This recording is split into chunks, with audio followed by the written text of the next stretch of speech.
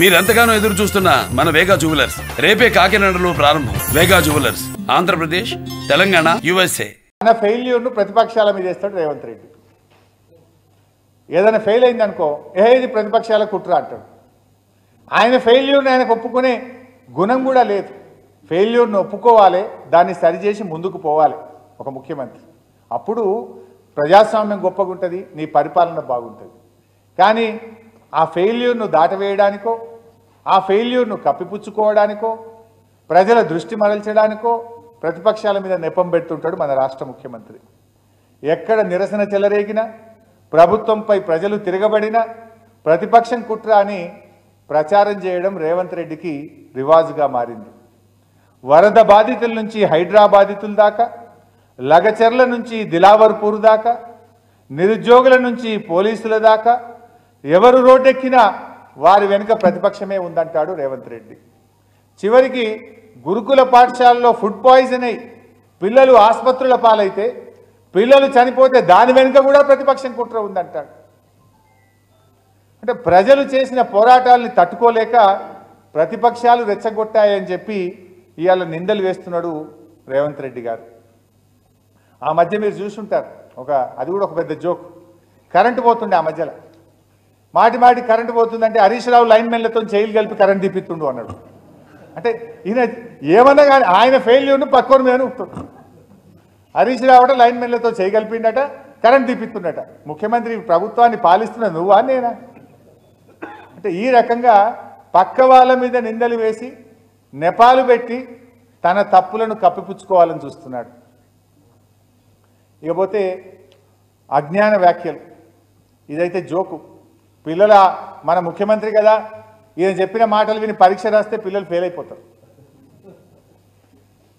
నవిపోదురుగాక నాకేంటి సిగ్గన్నట్లు ముఖ్యమంత్రి గారు అనేక మార్లు తన అజ్ఞానాన్ని బయటపెట్టుకున్నారు.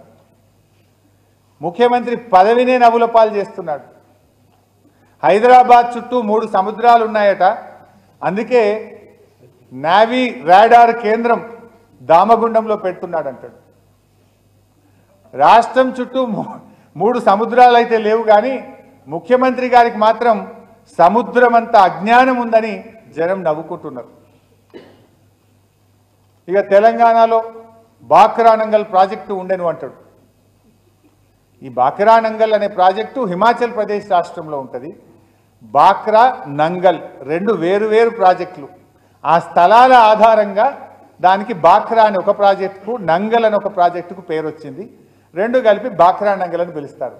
అది హిమాచల్ ప్రదేశ్లో ఉంటే అది తెలంగాణ రాష్ట్రంలో ఉండను అంటాడు మన ముఖ్యమంత్రి. ఇక హైదరాబాద్లో దిల్సుఖ్ నగర్లో విమానాలు అమ్ముతున్నారు అంటాడు. మరి నాకైతే కనవలేదు, మరి మీకు ఎవరికైనా కనబడ్డా? అదే విమానాలు అమ్ముతున్నారు అంటాడు. ఇక 10 ఏళ్ల బీఆర్ఎస్ పాలనలో ఒక్క ఉద్యోగం ఇవ్వలేదంటాడు. ఆర్థిక శాఖని అడిగితే చెప్పరా? జీతాలు ఇచ్చే ఆర్థిక శాఖలో ఎవరినైనా అడిగితే చెప్పరా? పనిచేసిన ఉద్యోగులను అడిగితే చెప్పరా? 1,60,000 ఉద్యోగాలు బీఆర్ఎస్ పాలనలో ఇచ్చిన విషయం రాష్ట్ర ప్రజలకు తెలుసు, ఉద్యోగాలు పొందిన తమ్ముళ్లకు చెల్లెళ్లకు తెలుసు. అంటే అబద్ధం ఆడినా అతికేటట్టు ఉండాలి, నోటికొచ్చినట్టు. ఒకసారి ఎప్పుడో మాట్లాడుతూ మల్లన్న సాగర్లో 50,000 ఎకరాలు మునిగిపోయింది, మల్లన్న సాగర్ నిర్వాసితులకు ఒక్కిళ్ళు కూడా కట్టలేదని మాట్లాడింది. నేను సవాల్ విసిరినా, తోక ముడిచిండు. ఇలా రికార్డులు చూసినా తెలుస్తుంది, అక్కడికి పోయినా తెలుస్తుంది. మల్లన్న సాగర్లో మునిగింది 50,000 ఎకరాలు కాదు, 14,000 ఎకరాలని. మల్లన్న సాగర్ నిర్వాసితులకు 3,000కు పైగా అద్భుతంగా ఇండియాలో ఎక్కడ లేని విధంగా డబుల్ బెడ్రూమ్ కాలనీ కూడా అక్కడ పోతే కనబడదా? అంటే ఆ రకంగా అబద్ధాలు మాట్లాడుతున్నారు. దావోస్కు పోయిన ముఖ్యమంత్రి గారు ఆడ కూడా తన అజ్ఞానాన్ని బయట పెట్టుకున్నాడు. ఆ దావోస్లో కూడా ఇండియా టుడేకి ఒక ఇంటర్వ్యూ ఇస్తూ ఏమంటాడు, IT and pharma is a nuclear chain reaction అన్నాడు. అదేందో ఆ భగవంతునికే తెలియాలి, లేదంటే ఆ రియాక్షన్ ఏందో రాహుల్ గాంధీ గారు వచ్చి చెప్పాలి. ఒకసారి ఆ వీడియో చూద్దాం, అది కూడా మీకు కూడా ఒక ఐడియా వస్తుంది. చూపి బాబు.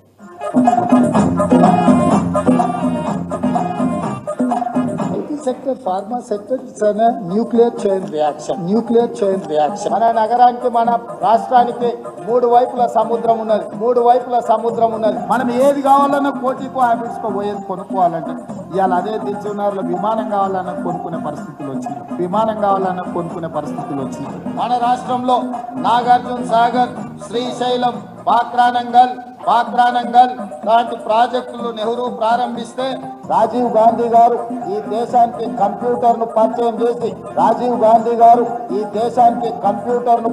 చేసి ఏందని పేరు సత్యనారాయణ విప్రోకో ఇన్ఫోసిస్కో సిఇఓ ఈ రకంగా తన పరువు తాను తీసుకోవడం కాదు, రాష్ట్రం పరువు తీసేస్తుంది.